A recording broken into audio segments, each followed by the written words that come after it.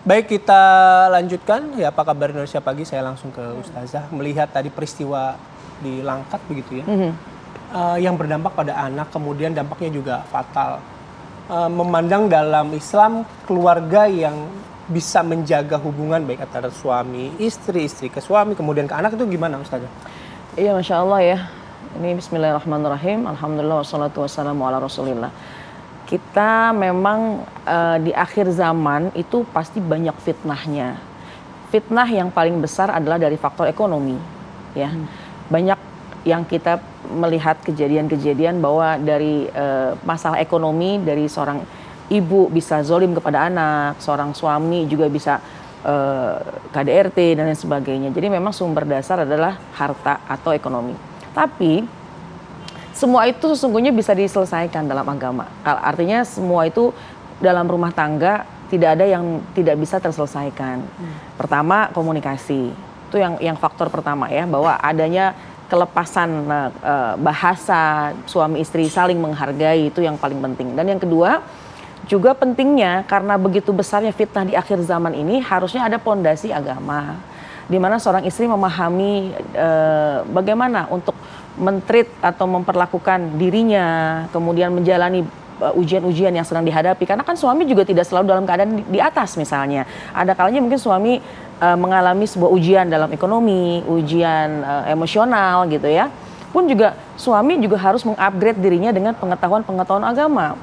Dimana ketika adanya ujian, kayaknya kerjaan saya lagi drop nih, apa yang harus dilakukan? Apakah dia mengambil jalan pintas dengan, udah nggak apa-apa, yang penting haram? Nah, itu kan juga harus ada fondasi landasan agama. Jadi untuk mengantisipasi kejadian yang hal semacam tadi ya, itu adalah diantaranya satu komunikasi, yang kedua jangan lupa bahwa kita harus mengupgrade diri kita dengan kualitas-kualitas pemahaman ilmu agama, agar tidak mengambil jalan pintas seperti yang tadi. Karena yang namanya bunuh diri itu sangat dilarang dalam Islam.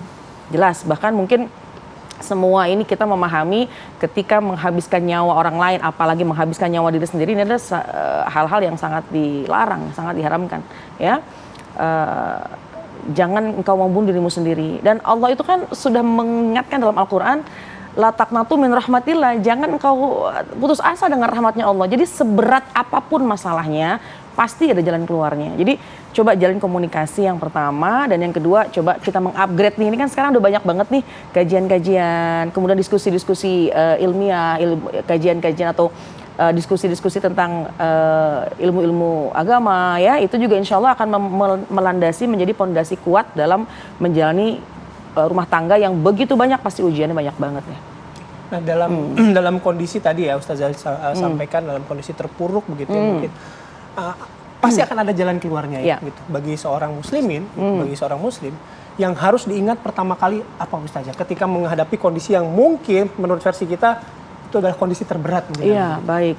Seberat apapun itu Allah tidak akan pernah meninggalkan kita. Ya. Kita bisa merasakan ketika Allah dekat ya. Allah dekat, Allah ada, maka kita tidak akan pernah melakukan hal-hal yang konyol gitu. Jadi ketika kita mendekat satu langkah, Allah mendekat lebih dekat lagi. Allah akan bersama kita lebih dekat lagi. Jadi ketika apapun ujiannya, yang pertama adalah jangan pernah melakukan hal-hal yang ekstrim, karena Allah ada. Dan semua akan dipertanggungjawabkan, itu yang pertama. Dan Allah akan memberikan jalan keluar dari apapun masalah kita. Kemudian yang kedua, ketika kita sedang melakukan atau menghadapi sesuatu hal yang berat, jangan ada orang yang ketika menghadapi masalah itu pasrah, kalah. Akhirnya hawa nafsu yang dia ikuti. Tapi ketika ada suatu ujian yang menerpa dia, ada suatu kayaknya hati ini udah lemah banget, udah nggak tahu harus bagaimana, apa yang harus dilakukan? Yang dituntun dalam Islam adalah ingat Allah, berzikir kepada Allah, ambil air wudhu, sholat, dan insya Allah kan Allah memberikan jalan keluar. Pertama dari mulai kesabaran, kemudian sholat, dan jangan pernah tinggalkan Allah, udah itu jelas.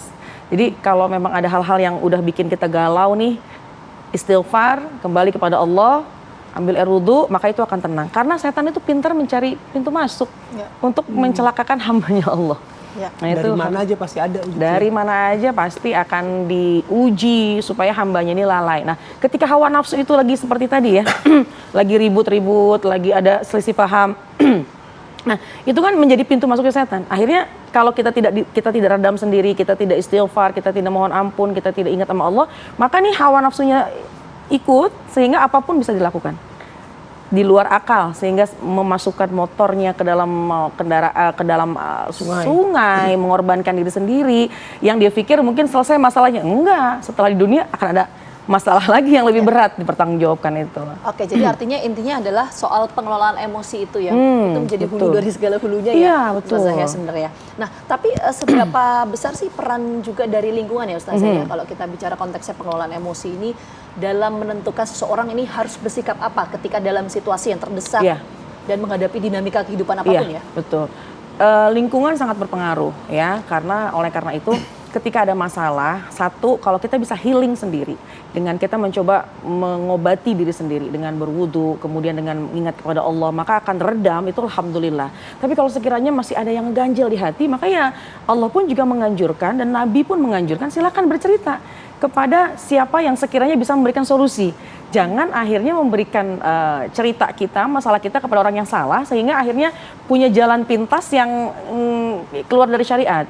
Ya, tentunya kan sudah begitu banyak orang-orang yang paham dengan ilmu agama, ketika ada kesal di hati, jangan kemana-mana lah, pokoknya minta pandangan dari guru, minta pandangan dari para ulama, minta pandangan dari orang alim gitu, yang insya Allah nasihat itu insya Allah tidak keluar dari syariat dan semua yang disampaikan pasti akan menjadi ketenangan dalam kehidupan.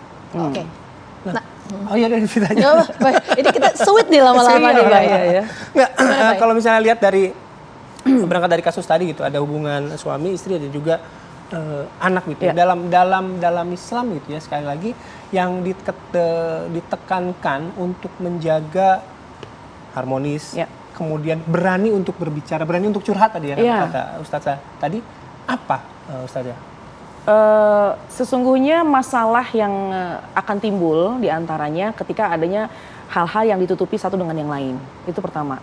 Jadi jangan kita agak jomplang nih, istri memang harus taat kepada suami, tapi satu sisi suami pun juga harus memahami bagaimana keadaan istri. Jadi nikah ini kan adalah ibadah yang terpanjang ya. Ya, ketika orang menikah itu setan itu nangis gitu. Karena seseorang ketika menikah dia akan melakukan ibadah yang terpanjang, dan ketika nikah itu adalah ibadah yang terpanjang, maka setan itu pasti akan mengganggu dengan berbagai macam cara. Dan yang namanya keharmonisan rumah tangga harus di-upgrade, yaitu dengan apa? Dengan masing-masing belajar. Namanya pernikahan itu kan pasti di usia yang semakin panjang, semakin banyak nilai usia pernikahan juga kan bukan berarti nggak ribut kan, pasti ada ribut. Oleh karena itu belajar itu terus harus ada. Dan nanti dari mulai belajar itu akan menemukan nih titik temunya, oh ternyata kondisi yang semacam ini satu masa suami yang mengalah. Kemudian ketika berjalannya waktu, dalam hal ini istri yang mengalah. Jadi tidak melulu suami yang ngalah atau tidak melulu istri yang ngalah. Oleh karena itu belajar ketika pernikahan itu sangat penting. Dan pengelolaan emosi itu. Emosi, karena nggak bisa kita kamu harus turutin saya terus ya, enggak. Jadi masing-masing, dan inilah yang insya Allah nanti ketika ada yang naik, ada yang turun. Jadi keseimbangan ini menutupi kekurangan itu yang insya Allah akan menjaga keharmonisan dan emosi tadi akan terjaga. Oke, berarti nggak selamanya laki-laki salah ya, Tata? Iya. Ini sebenarnya kayak curhat ya.